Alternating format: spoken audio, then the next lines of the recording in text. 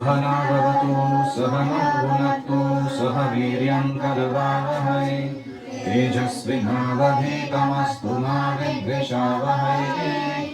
ॐ शान्ति शान्ति शान्तिः।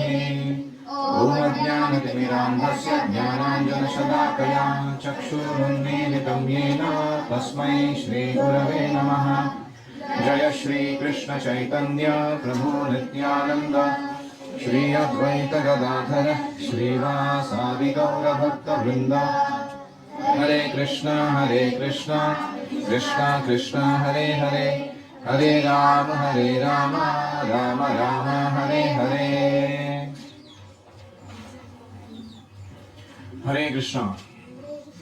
आज हम पढ़ रहे हैं ग्रंथराज श्रीमद्भागवतम, पहला स्कंध, अध्याय 8वां, श्लोक संख्या 17।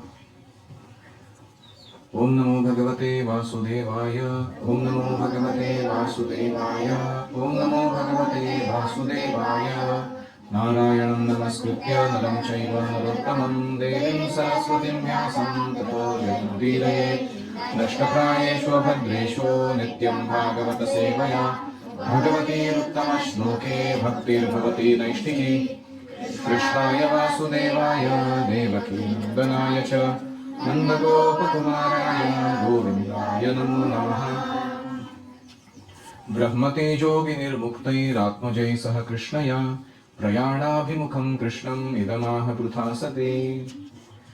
इस प्रकार ब्रह्मास्त्र के विकिरण से बचकर भगवान की भक्त सती कुंती ने अपने 5 पुत्रों तथा द्रौपदी सहित घर के लिए प्रस्थान करने को उद्यत श्री कृष्ण को इस प्रकार संबोधित किया। तो हम देख चुके हैं कि अश्वत्थामा का ब्रह्मास्त्र भगवान ने स्वयं उत्तरा के गर्भ में प्रवेश करके अपने दिव्य तेज में उसका तेज समाहित कर दिया और इस प्रकार उसको निष्प्रभ कर दिया, व्यर्थ कर दिया। इतना ही नहीं, परीक्षित महाराज का जो जला भुना हुआ शरीर था पुराना वाला, उसको उधर ही तुरंत रिप्लेसमेंट करते हुए दूसरा शरीर प्रदान किया गर्भ के अंदर ही। और ये सब होने के बाद भी पुनः अपने रथ पर आरूढ़ होकर सात्यकी और उद्धव के साथ द्वारका जाने के लगे। अभी ये इतना बड़ा जो संकट आया था उसको ऐसे ही कुछ क्षणों में निवारण करके, मतलब भगवान रथ पे बैठे हैं, उत्तरा दौड़कर आई है, ब्रह्मास्त्र आ चुका है, उसके गर्भ तक पहुंचकर उसको नष्ट करने ही वाला है। भगवान गर्भ में जाकर उसको ठीक करा के वापस प्रयाण के लिए बैठ चुके हैं। मतलब कृष्ण को कितना कम समय लगा रहेगा ये सब संकट निवारण करने में। तो ये जो अभी भगवान जा रहे हैं हस्तिनापुर छोड़कर, यह देखकर कुंती बड़ी नाराज थी। वो अपने ही, वो बुआ है ना कृष्ण की, वो अपने पुत्रवत जो भगवान से उनका संबंध है, वो उनको कुछ कहने लगी। क्या कहा उसने? वो सुंदर स्तुतियां हैं, कुंती स्तुति। भागवत का ये सेक्शन जो है बहुत ही अद्भुत है। प्रभुपाद जी ने इसके ऊपर एक पूरा मोटा पुस्तक छापा हुआ है। प्रभुपाद जी ने प्रवचन जब दिए इस श्लोकों की सीरीज पर, तो भक्तों ने उसको ट्रांसक्राइब करके कंपाइल करके अच्छे से पुस्तक बना दी, टीचिंग्स ऑफ क्वीन कुंती। घर जाके पढ़िए। तो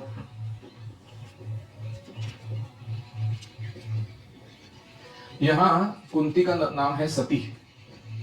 सती यानी साध्वी, जो बहुत ही शुद्ध चरित्र हो। प्रभुपाद जी कहते हैं भगवान श्री कृष्ण के प्रति अनन्य भक्ति के कारण कुंती को यहाँ सती कहा गया है। उसके मन में क्या चल रहा है ये तो आगे व्यक्त करेगी प्रार्थनाओं के द्वारा, लेकिन कुंती भगवान से ये नहीं मांग रही है कि संकटों से बचाइए, उल्टा वो ये बोलेंगी आगे जाकर और संकट आने दीजिए हमारे जीवन में। तो प्रभुपाद कहते हैं भक्त संकट से उबारने के लिए किसी जीव या देवता से दया की भीख नहीं मांगता। बहुत इंपॉर्टेंट स्टेटमेंट है। आजकल ऐसे इसको हमें ट्रेंड है कभी कभी कि भक्त लोग भी एस्ट्रोलॉजी सीखते हैं या कभी उनको कोई बताते हैं कि ये देवता की आराधना करने से तुम्हारा ये समस्या जो है वो चला जाएगा, तुम ये व्रत रखो, कुछ कर्मकांड करो। तो भक्त लोग क्या कहते हैं कि डॉक्टर के पास जाके भी पैसे देके हम अपना बॉडी ठीक करा के लेते हैं, तो डॉक्टर को थोड़ी ना भगवान मांग रहे। ऐसे ही देवताओं के पास जाके हमारे जो कर्म का अकाउंट में थोड़ा हिला हुआ है कुछ, उसको ठीक करा लेते हैं हम, ताकि हमारी भक्ति अच्छे से चले। हम उनको थोड़ी ना भगवान मान रहे हैं, लेकिन वो सुविधा जो अगर बना दी है कृष्ण ने तो उसको क्यों उपयोग ना करें। तो आयुर्वेद का या देवता उपासना का ऐसा उपयोग भक्ति के अनुकूल्य में उठाते समय कभी कभी भक्त भूल जाते हैं कि वो अनन्य भक्त बनने निकले थे। दीक्षा इसलिए ली थी उन्होंने ताकि वो कृष्ण की ही आराधना कर सके एकांत चित्त होकर। तो ये भूल जाते हैं और फिर धीरे धीरे क्या होता है, उनके हाथों की अंगूठियां बढ़ने लगती है, हाँ, गले में अलग अलग प्रकार के मणि आते हैं, अलग अलग पत्थर आते हैं, उपाय आते हैं। चूहों को दूध पिलाना चाहिए इस दिन इस वार को। तो कभी कभी मिशन क्रीप बोलते हैं उसको। हमारा जो ओरिजिनल मिशन था जिधर हम जाने निकले थे वो कब हमारे हाथ से छूट गया, हमें समझ में नहीं आता। ऐसे ही कभी भक्तों को very impressive way of writing is available in scholarly और एकेडमिक और सेल्फ हेल्प वर्ल्ड। जैसे कुछ भक्त हैं वो कोई पुस्तक छापते हैं लोग, एक स्टीफन कवी करके व्यक्ति है, वो 7 हैबिट्स करके पुस्तक में, तो भक्तों लोग उससे प्रभावित होकर क्या करते हैं, उनके फ्रेंचाइजी बन जाते हैं to start teaching that system in corporate और अदर प्लेसेस, अन्य लोगों को सिखाने के लिए।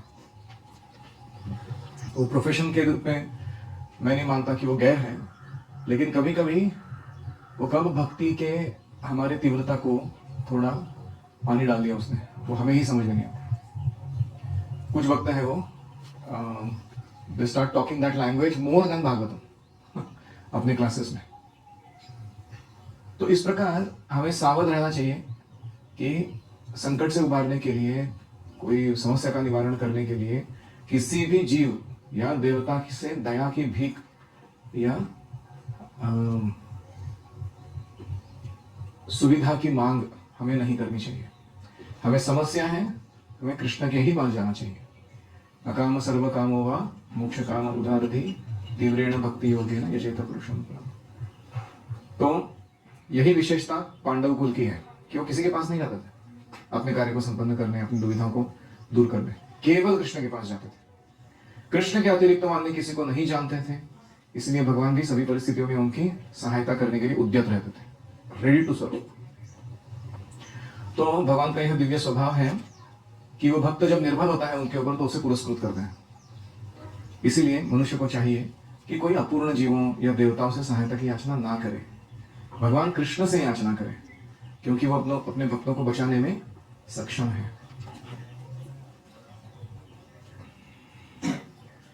और कोई कहेगा लेकिन हम ये नहीं हुआ क्या फिर मिश्र भक्ति, कृष्ण से जाके मदद मांगना?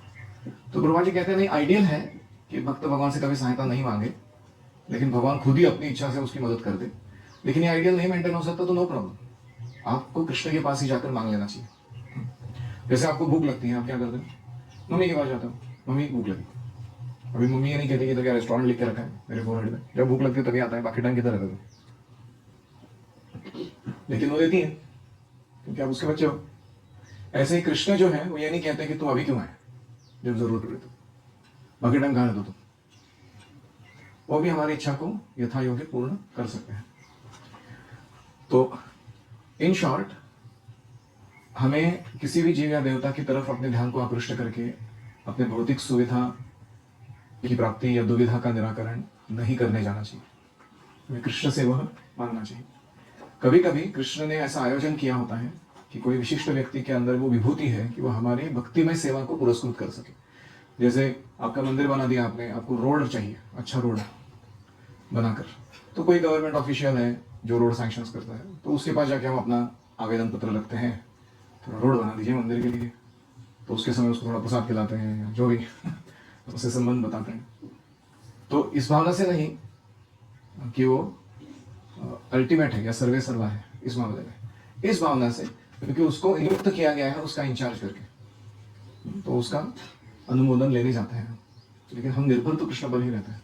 उस समय हम बीमार होते हैं तो डॉक्टर के पास जाते हैं, दवाई लेने के लिए आते हैं। डॉक्टर जब दवाई देता है उसका असर होगा कि नहीं होगा कौन तय करेगा?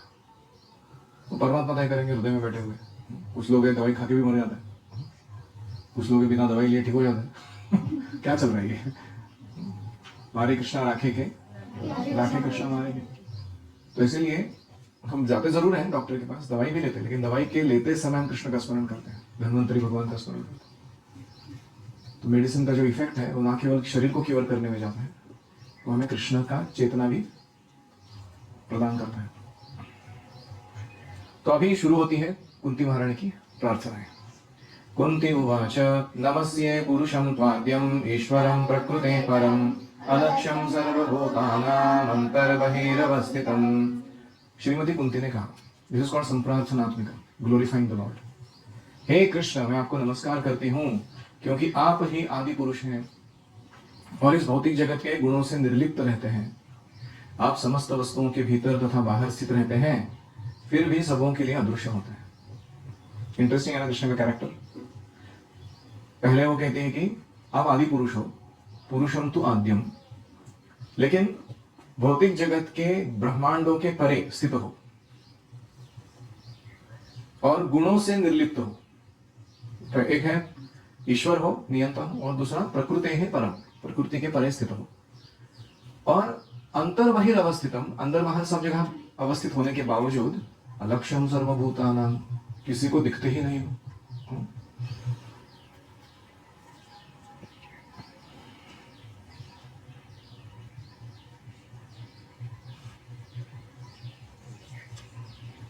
तो महारानी कुंती ने साक्षात अनुभव किया कि भगवान श्री कृष्ण उनके समक्ष उपस्थित थे, फिर भी उत्तरा के गर्भ में प्रविष्ट हुए थे, अश्वत्थामा के ब्रह्मास्त्र से बच्चे की रक्षा की थी।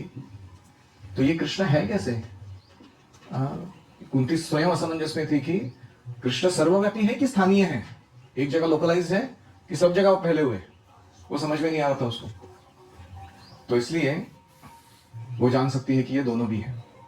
कैसे ऐसे हो सकता है कि कोई व्यक्ति स्थानीय है यानी लोकल है, एक ही जगह पे मौजूद है, लेकिन वो सर्वत्र मौजूद है? ऐसा हो सकता है? कितना विरोधाभास है ना, बड़ा कॉन्ट्रडिक्शन। तो वो कहते हैं कृष्ण दोनों है, लोकल भी है, ऑल परवेडिंग भी है। तो कोई कहेगा कि ये सब समझ में कैसे आएगा? तो जो कृष्ण के प्रति शरणागत होगा वह यह देख पाएगा। तो हमें क्यों नहीं दिखाई देते कृष्ण, अलक्ष्यम क्यों है? उसका जवाब अगले श्लोक में देती हो। माया जवनिका छन्नम अज्ञातोक्षजमव्ययम न लक्ष्यसे मूढ़दृशा नटो नाट्यधरो यथा। नजर वहां रखिए। सीमित इंद्रिय ज्ञान से परे होने के कारण आपकी ठगने वाली शक्ति माया के पर्दे से ढके रहते हैं, फिर भी उसके पीछे आप शाश्वत अव्यय तत्व है। आप मूर्ख दर्शक के लिए ठीक उसी प्रकार अदृश्य रहते हैं जिस प्रकार अभिनेता के वस्त्र पहना हुआ कलाकार पहचान में नहीं आता। तो माया क्या है? जवनिका। जवनिका मतलब पर्दा। तो जैसे पर्दे से कोई ढका जाता है, हम कर्टन बंद करते तो क्या होता है, कृष्ण पीछे है कि नहीं, लेकिन अभी दिखाई नहीं दे रहा। ऐसी माया जवनिका छन्नम, भगवान अदृश्य हो जाते हैं सामान्य मूर्ख जीवों की दृष्टि से अपना माया का कर्टन ओढ़ के। कृष्ण ड्रॉज द कर्टन, जीवा can't see, right in front Krishna is present. तो ऐसे अज्ञ लोग भगवान को अधोक्षज और अव्यय इस रूप में नहीं जान सकते। अधोक्षज मतलब जो अक्षज ज्ञान को नीचे दबा देते हैं। अक्षज का अर्थ होता है आंखों से प्राप्त होने वाला, सेंसेस से प्राप्त होने वाला जो नॉलेज है, ज्ञान है, ये अटेम्प्ट को जो भाव नहीं देते हैं, घास नहीं डालते हैं, उनको क्या कहते हैं? अधोक्षज। तो ऐसे भगवान अधोक्षज क्या है? अव्यय, नष्ट न होने वाले हैं। न लक्ष्य से मूढ़दृशा, वो दिखाई नहीं पड़ते हैं। उदाहरण, नटो नाट्यधरो यथा। कोई नट जो है वो नाट्य में अपना कोई विशेष भूमिका धारण करता है, तो उसको कोई पहचान नहीं सकता कभी। हमारे राज विद्याप्रभु करके थे, विबर ने नरसिंह भगवान का रोल किया था ड्रामा में। तो पिलर फोड़ के जब वो बाहर निकले, और एक उसका नाम था सनी और शेष, वो दो लड़के थे, उसमें छोटा भाई था। वो छोटा लड़का जो था वो हिरण्यकशिपु बना था। He was quite big boy, hefty भी था, थोड़ा फैट था। तो नरसिंह भगवान आए पिलर में से बाहर, थोड़ा युद्ध किए इधर उधर, 2-4 पैंतरे मारे उन्होंने। उसके बाद एक ही हाथ से उसके भेरी के यहाँ पकड़ के उसको उठा दिया। सारा ऑडियंस पागल हो गया वो देख के। बोले बाप रे, एक ही हाथ में उड़ा दिया, उड़ाया ऐसे जैसे कोई बोरा या ये कैरी करते ना लगेज बैग, वैसा एक ही हाथ से उठा के ले जाके अपने आसन पे जाके बैठे और अपने जगह पे रखे उसको। परीक्षागण पूरा तालियां बजा रहे। और सब लोग गेस कर रहे हैं कि ये है कौन, ये डिवोटी। इतना पावरफुल डिवोटी तो आज तक देखा नहीं कोई, एक हाथ से उठा दे किसी आदमी को। तो सब लोग क्यूरियोसिटी में थे। फिर वो सब फाड़ दिया, आतड़े पहन लिए, वो सब हो गया, नरसिम्हा आरती हो गई, ड्रामा खत्म हो गया। सब लोग दौड़े जानने के लिए कि वो जो नरसिम्हा भगवान बने थे वो कौन था वो। तो फिर उनका नाम अनाउंस हुआ कि वो राजीव देवगन थे, तो उनको सबसे ज्यादा तालियां मिली वो ड्रामा के लिए, किसी ने नहीं पहचाना उनको। तो ऐसे ही नटो नाट्य धरो यथा। तो कृष्ण कवि नरसिम्हा, वराह, वामन अलग अलग रूप में प्रस्तुत होते हैं। लगता है कि कोई अलग अलग ही व्यक्तित्व है ये, लेकिन वही व्यक्ति है। लेकिन एक्टिंग इतना फर्स्ट क्लास है, नाट्य इतना जबरदस्त है वो कि पहचानना ही नहीं आता ओरिजिनल है कौन ये।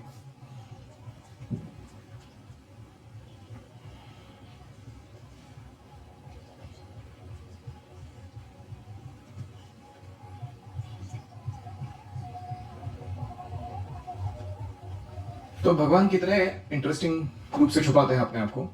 एक है कि वो जानबूझ के माया का आवरण चढ़ा देते हैं, तो सामने से देख नहीं पाता व्यक्ति, आंखों के सामने साक्षात उपस्थित होते हुए भी वो भगवान को पहचान नहीं पाता, जैसे दुर्योधन। लेकिन दूसरा भगवान ये करते हैं कि लोग अपने अपूर्ण इंद्रियों पर ज्यादा निर्भर रहते हैं भगवान को देखने के लिए। ऐसे जो लोग हैं अक्षरजय ज्ञान के पीछे लगे हुए, उनके लिए भगवान हमेशा अनुभूति के परे रहते हैं, मिलते ही नहीं है ऐसे लोगों को।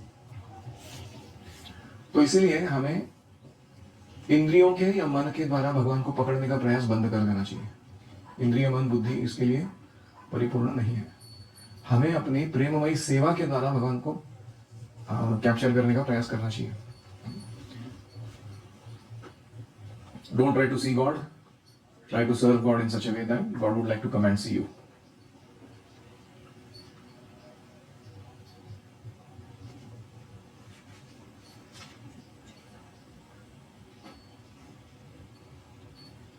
तो आगे हम देखेंगे कि जो कनिष्ठ अधिकारी हैं उनके लिए मंदिर, मस्जिद, गिरजाघर, चर्च ये जरूरी है।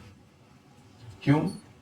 क्योंकि दो चीजें होती हैं वहां पर। एक है कि वे भगवान की सत्ता को पहचानने में उस पवित्र स्थल की मदद ले सकते हैं कि भगवान है अस्तित्व में। और दूसरा है कि वहां जाके वो कोई अधिकारी व्यक्तियों से श्रवण करते हैं भगवान के तत्व के बारे में, तो उनको और अच्छा पता चलता है भगवान कैसे हैं। So two purposes, to get a concrete experience of purity, grandeur, beauty, transcendence of the deity. वो एक पर्पस सॉल्व करता है मंदिर। और दूसरा क्या है? Hearing from bona fide devotees. तो मंदिर में हमेशा कथा होनी चाहिए, लोग आके सुनना चाहिए। तो ये सही पर्पस है उसका। कुछ मूर्ख लोग पूजा स्थलों की स्थापना का विरोध करते हैं।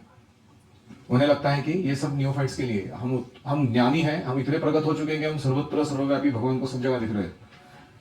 तो रूपा जी लिखते हैं, अल्पज्ञ व्यक्तियों के लिए मंदिरों में जाकर नतमस्तक होना उतना ही लाभप्रद है जितना उन्नत भक्त के लिए क्रिया योग के द्वारा। क्रिया योग क्या होता है?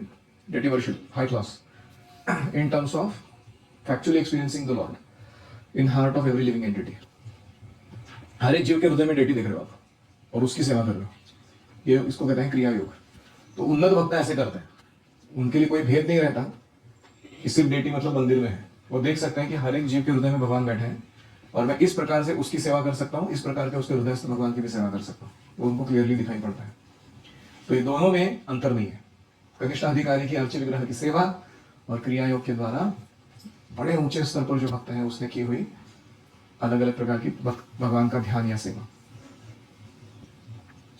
तो अभी कुंती महारानी कहती है, न लक्ष्य से मूढ़ दृश्य बोला ना उन्होंने कि मूर्ख लोगों को आप दिखाई नहीं पड़ते हो। आप किनको दिखाई पड़ते हो? जो परमहंस है, अमल मुनि है, स्पॉटलेस हृदय है जिनका एकदम, ऐसे थॉटफुल लोगों को आप दिखाई पड़ते हो। लेकिन मैं तो आपको नहीं समझ पाऊंगी। क्यों? क्योंकि मैं तो सामान्य स्त्री हूं, मैं न परमहंस हूं, न ज्ञानी हूं, न मेरे को मुनित्व आता है, तो मैं आपको कैसे समझ पाऊंगी? ऐसे वो नम्रता से कहती है।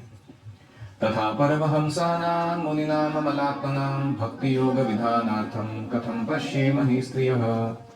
आप उन्नत अध्यात्मवादियों यानी परमहंस हो तथा आत्मा एवं पदार्थ में अंतर करने में सक्षम होने से शुद्ध बने विचारकों के हृदय में भक्ति के दिव्य विज्ञान का प्रसार करने के लिए स्वयं अवतरित होते हो, तो फिर हम स्त्रियां आपको किस तरह पूर्ण रूप से जान सकती हैं?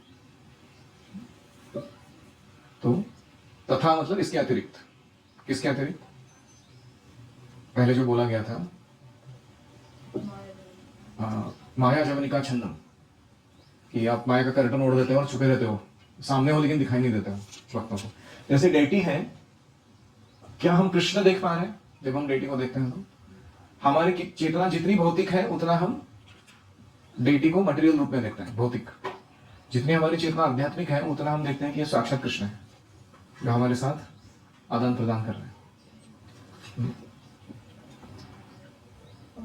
तो ये जो बात है माया जवनिका छन्नम, इसके अलावा मतलब ये ढकने का काम जो आप कर रहे हो, इसके अलावा एक और काम करते हो आप। वो क्या होता है? वो काम क्या करते हो आप? वो यह है कि आप परमहंसानाम अमलात्मनाम मुनिनाम, ये दो प्रकार के लोगों का वर्णन है। परमहंस मतलब हाईली एलिवेटेड ट्रांसेंडेंटलिस्ट, शुद्ध भक्त। और अमलात्मनाम मुनिनाम मतलब जिनका हृदय में वो आत्मा और पदार्थ, स्पिरिट एंड मैटर का भेद तुरंत कर सकते हैं, ऐसे विचारक जो शुद्ध हृदय है, अमल है, उनके हृदय में आप प्रकट होते हो। किस लिए प्रकट होते हो? भक्ति योग विधानार्थम। भक्ति योग का विधान यानी जो भक्ति का विज्ञान को कैसे संपन्न करना है, how to execute the science of devotional service, वो सिखाने के लिए आप प्रकट होते हो। तो अगर हम कृष्ण की भक्ति करते समय अपने शुद्ध हृदय को शुद्ध बनाने के प्रयास में जुटे रहे, तो कृष्ण हृदय में अंदर प्रवेश करके पहले उसे साफ करेंगे, फिर उसमें भक्ति ज्ञान का तत्व प्रकाशित करेंगे, और फिर उस भक्ति तत्व को प्रकाशित करके वो स्वयं उस हृदय में जाके विराजमान होंगे सेवा स्वीकार करने के लिए। तो ये सारा प्रोसीजर सब भगवान ही कर रहे हैं। हम क्या कर रहे हैं? हम बैठ के सुन रहे हैं भागवतम या जप कर रहे हैं, उतना ही। बाकी सारा क्लेंजिंग, अनर्थ निवृत्ति, सारा निष्ठा, faith giving, knowledge giving plus engagement, वो सब किधर से आएगी? वो भगवान से ही आएगी अपने आप। तो वो कहती है कथम पश्येम हि स्त्रियः, मैं तो एक सामान्य स्त्री हूं, मैं कैसे आपको देख पाऊंगी? बड़े बड़े दार्शनिक लोग चिंतन के द्वारा भगवान को जानने का प्रयास करते हैं, लेकिन उन्हें यह समझ में नहीं आता कि भगवान चिंतन शक्ति से परे है, beyond our thought ability Krishna is. इसलिए हमें विनम्रता धारण करनी चाहिए। कुंती महारानी जैसे सिखा रही है कि I can not understand Krishna, possible नहीं है, इसलिए मुझे क्या करना है? मुझे बिना संकोच नतमस्तक होना है भगवान के सामने। तो प्रभुपाद कहते हैं कि स्त्रियों को ये बहुत आसान होता है कृष्ण के सामने बिना संकोच प्रणाम करना। पुरुष जो होता है ना, उनके अंदर पुरुष अभिमान होता है। वो जनरली कृष्ण को देखते हैं सुंदर गोपिकाओं के साथ या कहीं भी, तो उनके अंदर भी अपना पुरुष अभिमान जागृत हो जाता है। अरे ये लड़के के साथ इतनी लड़कियां क्या करेंगी?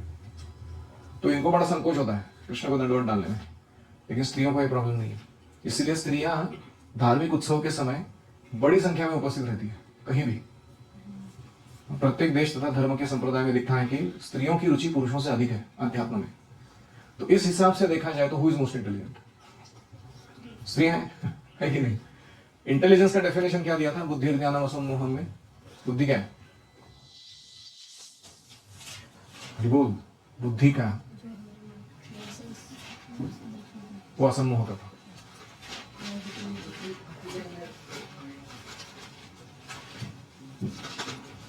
बुद्धि बुद्धि हाँ, सार ग्रहण करने आना असार वस्तु में से, उसको बुद्धि कहा गया है। One who can take fetch the essence and let go the details इधर उधर के, उसको बुद्धि कहा गया। तो वो कहते हैं प्रभुपाद जी कि स्त्रियां ऐसी हैं कि वो सार पकड़ लेती हैं कृष्ण भक्ति, लेकिन हो सकता है पुरुष लोग अपने तत्व चिंतन में इतने खो गए हो कि कृष्ण को ही भूल जाओ, जैसे याज्ञिक ब्राह्मणों का हुआ था। तो इसीलिए इन दैट कॉन्टेक्स्ट जिसका भक्ति में हृदय है वह स्त्री बहुत बुद्धिमान है, हमें उसको कम बुद्धिमान नहीं समझना चाहिए। ना ये कोई तुलना नहीं चल रही है यहाँ पे पुरुषों की और स्त्रियों के बीच में, ये चल रहा है कि चेतना जो है भौतिक और आध्यात्मिक, उसमें भेद क्या है। जिसके पास आध्यात्मिक चेतना है वो बुद्धिमान है।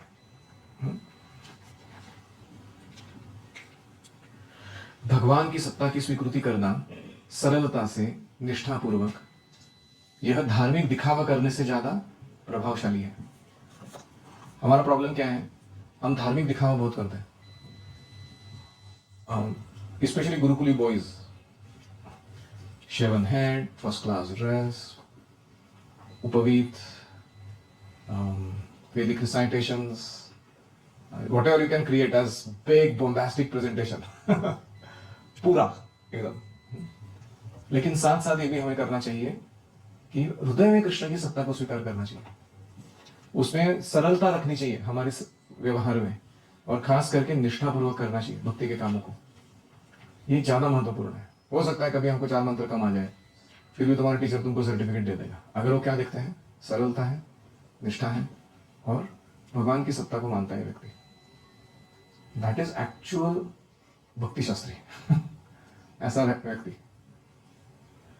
तो फिर हमारा वो फेवरेट श्लोक आता है रेगुलरली जो हम गाते हैं, कृष्णाय वासुदेवाय देवकी नंदनाय च नंदगोप कुमाराय गोविंदाय नमो नमः। अतः मैं उन भगवान को सादर नमस्कार करती हूँ जो वसुदेव के पुत्र हैं, देवकी के लाडले हैं, नंद के लाल हैं, वृंदावन के अन्य ग्वालों और गोवों के इंद्रियों के प्राण बनकर आए हैं। तो कृष्णाय भगवान श्री कृष्ण जो सर्वाकर्षक है, वासुदेवाय वसुदेव के पुत्र या जो सर्वव्यापी है, सत्वम विशुद्धम वसुदेव शब्दितम, विशुद्ध सत्व को वसुदेव कहा गया। देवकी नंदनाय च, देवकी के नंदन बेटे हैं, नंद गोप कुमाराय, नंद के बेटे हैं जो गोप कुमार के रूप में आए हैं, गोविंदाय नमो नमः। तो गोविंदाय के लिए प्रभुपाद जी लिखते हैं ग्वालों को, गौओं को, इंद्रियों को जो आनंद देते हैं उनको क्या कहा गया है, गोविंद। बोलिए इतना सुंदर नाम है भगवान का।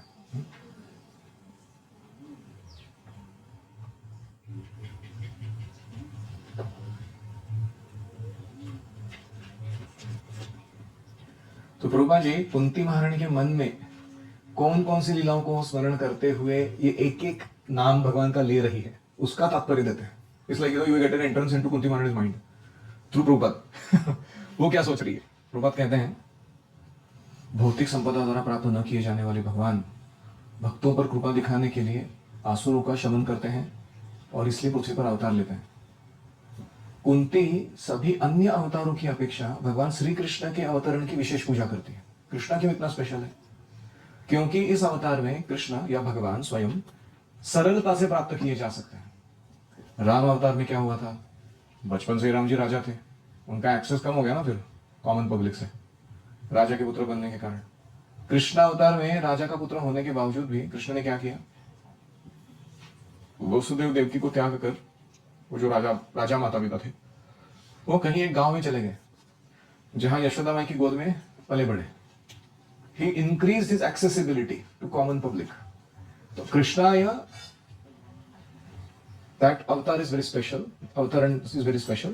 वासुदेवाय हालांकि राजा के बेटे के रूप में जन्म लिए, देवकी नंदनाय च रानी के बेटे के जन्म रूप में जन्म लिए, फिर भी नंद गोप कुमार आया, फिर भी वो सरल एक्सेसिबिलिटी बढ़ाने के लिए नंद गोप के पास चले गए। तो क्यों गए? बाल लीलाओं के कारण वृंदावन की पुण्य भूमि में वे सामान्य ग्वाल बाल का अभिनय कर सके, इसलिए भगवान वहां गए। इसलिए भगवान कृष्ण भगवान राम की अपेक्षा अधिक दयालु है, because is increasing in accessibility, है कि नहीं? वे कुंती के भाई वसुदेव और उनके परिवार के प्रति विशेष दयालु थे। अगर वो कृष्ण वसुदेव को नहीं स्वीकार करते अपने पिता के रूप में, तो कुंती की जो कनेक्शन है भतीजा के रूप में उनके साथ, वो नहीं बन पाता। लेकिन कुंती मन में क्या सोच रही है, हालांकि मैं भाग्यशाली हूं, वसुदेव मेरे भाई के बेटे हैं ये, लेकिन फिर भी ज्यादा भाग्यशाली है नंद और यशोदा। क्यों? क्योंकि नंद और यशोदा में ऐसी विशेषता है कि उनके साथ रहते हुए भगवान ने अपने बाल लीलाओं का रस लूटा। ये बाल लीलाएं कृष्ण की सर्वाधिक मनोहारी है अन्य लीलाओं से, और ये ब्रजभूमि वृंदावन में प्रदर्शित की गई थी, जो चिंतामणि धाम है, मूल कृष्ण लोक है, और सनातन लीलाओं का ये बाल लीलाएं एक नमूना है जो भगवान उधर करता रहता है स्पिरिचुअल वर्ल्ड में। तो इसलिए चैतन्य महाप्रभु क्या कहते हैं, आराध्यो भगवान ब्रजेश तनयस तद्धाम वृंदावनम रम्या काचिदुपासना ब्रजवधू वर्गेन वा कल्पिता श्रीमद्भागवतं प्रमाणममलं प्रेम पुमर्थो महान् श्री चैतन्य महाप्रभोर्मतमिदं तत्रादनान्नपरः। तो चैतन्य महाप्रभु कहते हैं कि ये विशेष है, आपको आराधना करनी है ब्रजेश तनयः, कृष्ण की करो। किनके मूड में करो? गोपियों के भाव में करो। कहाँ करो? वृंदावन में करो। और इसका प्रमाण क्या है? ये बेस्ट है, भागवतम प्रमाण है इसका। इसलिए ये विशेषता याद करते करते कृष्णाय वासुदेवाय देवकी नंदनाय च नंद गोप कुमाराय गोविंदाय नमो नमः। कृष्ण जी ने बहुत सारा आनंद प्रदान किया गोपों को, ग्वालों को, गैयों को, सबके इंद्रियों को। तो गोविंद रूप में भगवान दो लोगों के प्रति विशेष सदय है। वो कौन है दो लोग? नमो ब्राह्मण्य देवाय गो ब्राह्मण हिताय च। जो ब्राह्मण्य देव है कृष्ण, वो किन दोनों के प्रति विशेष दया दिखाते हैं? गो ब्राह्मण। हाँ, भगवान ब्राह्मण और गोओं के प्रति बड़े सदय हैं। इसका अर्थ है कि मानवों की संपन्नता इन दो बातों पर निर्भर करती है। एक है ब्राह्मण संस्कृति और दूसरा है गो रक्षा। और गुरुकुल क्या करता है? ये दोनों को अकम्प्लिश करा के देता है। If you come to Gurukula, you are forced to follow Brahmanical culture. तुम्हें नहीं अच्छा लगता तो शायद छोड़ के जाना पड़ेगा, लेकिन डिफॉल्ट सेटिंग क्या है गुरुकुल का? Brahmanical culture. और वहाँ गो माता तो होती ही होती है, रोज गौ माता की सेवा होती है बच्चों के द्वारा। गाय जो है ऐसा जीव है, इतना प्रेम देती है वो, जो भी गाय के सानिध्य में रहता है, थोड़ी भी सेवा करता है, उसको तुरंत सत्व गुण में ला के रख देती है वो, उस व्यक्ति को। उसका जो भी वियर्डनेस है ना माइंड के अंदर, बॉडी के अंदर, वो सारा नीचे गौ माता के संपर्क में चला जाता है। इतना भरपूर प्रेम देती है। तो यह है गोरक्षा का महत्व। तो जहां इन दोनों का अभाव रहता है वहां कृष्ण कभी प्रसन्न नहीं होते हैं। जहां अच्छे ब्राह्मण नहीं है, जो ब्राह्मणिकल संस्कृति का पालन कर रहे हो, और जहां गौ माता नहीं है, वो ठीक गुरुकुल नहीं है। अभी तक गुरुकुल नहीं बना, या वो वैष्णव का समुदाय भी अपूर्ण है इन दो चीजों के व्यतिरिक्त। ठीक, किसी का कोई प्रश्न है? प्रश्न? No reflection, ask question.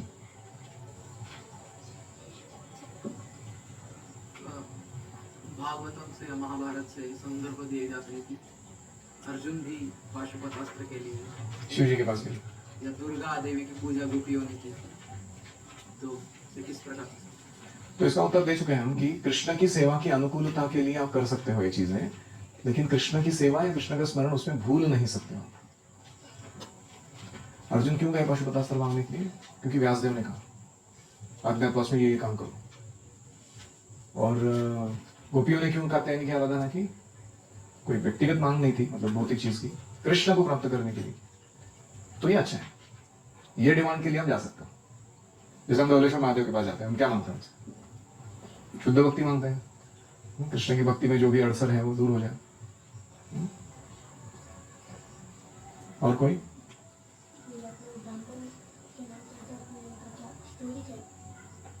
किनका स्टोरी?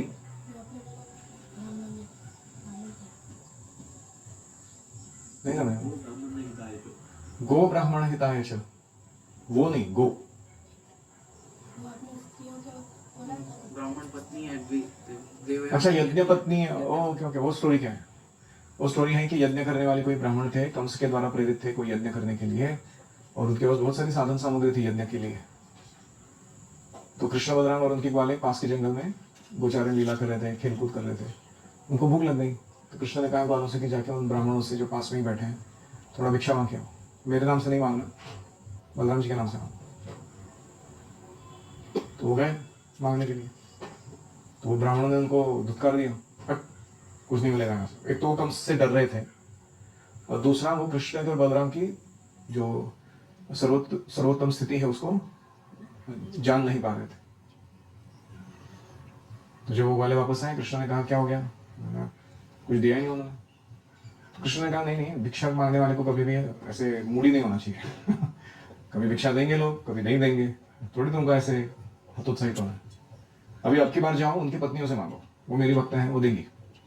वापस गए बाद वाले माताओं को जाके भो अभिवाद ये ओम भगवती भिक्षान देही। तो उन्होंने क्या किया, जो भी टोकरी में उधर भरा पड़ा हुआ था, अदर अलग अलग खाने के पकवान, फल, सब्जी, तरकारी, सब कुछ उठा के टोकरी भर भर के उठा के दौड़ने लगे वो। जैसे उन्होंने सुना कि कृष्ण बलराम भूखे हैं, तो उनको निवारण करने का भी प्रयास किया गया, रोकने का। मानी नहीं वो अपने पति को भी। जाके सारी टोकरियां कृष्ण के सामने रखी, प्रणाम किए, दंडवत प्रणाम किया उन्होंने, और बोला ये सब कुछ आपका है, आप यथेच्छ आनंद लीजिए। तो फिर कृष्ण बलराम ने उनको बहुत सुंदर आशीर्वाद दिए, फिर बोला अभी घर जाइए वापस अपने पति के पास।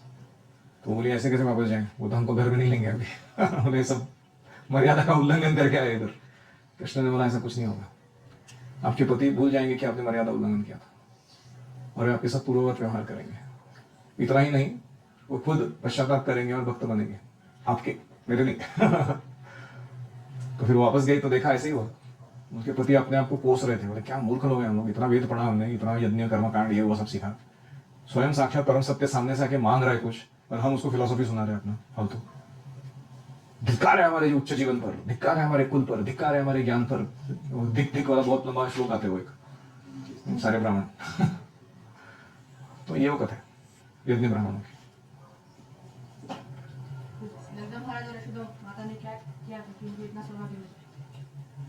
वो तो इटरनली उनके पिता माता है ब्रजधाम के, ऐसा नहीं कि उनको कुछ करने की जरूरत है भगवान। लेकिन अलग अलग पुराणों में अलग अलग बैकग्राउंड वर्णन किया गया है कैसे कृष्ण के माता पिता के रूप में उन्हें जन्म मिला। सरल तत्व यह है कि यशोदा मैया जितना कृष्ण से प्रेम वात्सल्य में कोई नहीं करता और नंद महाराज जैसे पिता हो नहीं सकते, इसलिए वो इतने क्वालिफाइड है।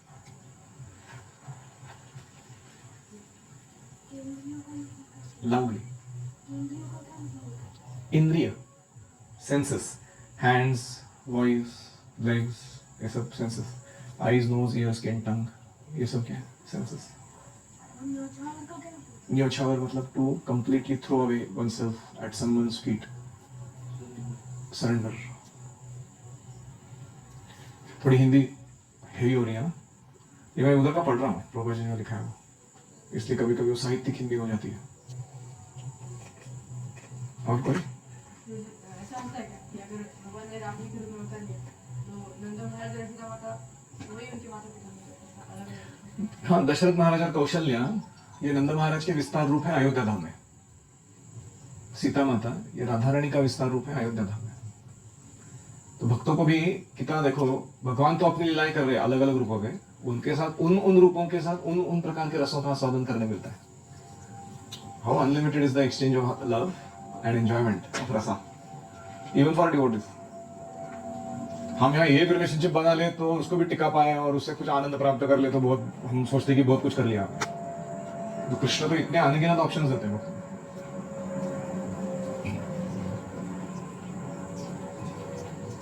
तो कुंती महारानी की शिक्षाओं से आज हमने 4 श्लोक देखे हैं। पहला श्लोक था नमस्ते पुरुषम त्वाद्यम, भगवान आदि पुरुष हैं, प्रकृति से परे हैं, सर्वत्र स्थित है लेकिन कोई देख नहीं पा रहा। क्यों नहीं देख पा रहा? क्योंकि माया रूपी पर्दे द्वारा वो ढके रहते हैं। और जैसे कोई नट नाट्यधर काम करता है नाटक में, पहचान नहीं जाता, ऐसे भगवान मूर्खों के द्वारा पहचाने नहीं जाते। फिर वो कहती हैं कि परमहंस और मुनि जो अमल आत्मनाम शुद्ध हृदय है वे जान सकते हैं भगवान को भक्ति योग विधानार्थम। उन्हें भक्ति का विज्ञान सिखाकर उसके उनके द्वारा भक्ति संपन्न कराने के लिए भगवान अवतार लेते हैं। लेकिन मैं तो ठहरी गंवार अनपढ़ अज्ञानी स्त्री, मैं कैसे भगवान को समझ सकती हूँ, ऐसे वो कह रही है। फिर आगे कहते हैं कि कृष्णाय वासुदेवाय देवकी नंदनाय च नंद गोप कुमाराय गोविंदाय नमो नमः। कल हम आगे देखते हैं। ओम हरे कृष्णा कृष्णा कृष्णा हरे हरे, हरे राम राम राम हरे हरे, हरि ओम तत्सत।